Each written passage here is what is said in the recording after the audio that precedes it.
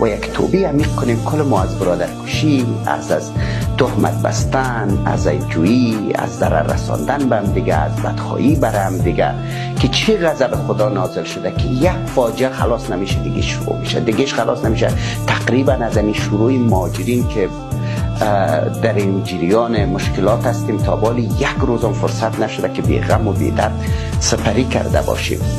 بنا یک بازنگری به اخلاقای ما نیاز داریم که خرد کلان بشینیم سر به گریبان خود کنیم که ما چقدر بدخواهی هم دیگه شدیم که این بدبختی ها نصیب ما میشه.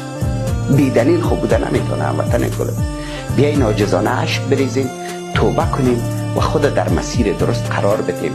ضد هم دیگه نباشیم، به بهانه سمت، منطقه، نژاد، قوم و دلایل مختلف دشمن هم دیگه نشیم. عزیز دل من، وقتی خودمون به جان هم دیگه میفتیم دیگه قهر طبیعت هم، غضب خداوند متعال هم نازل میشه.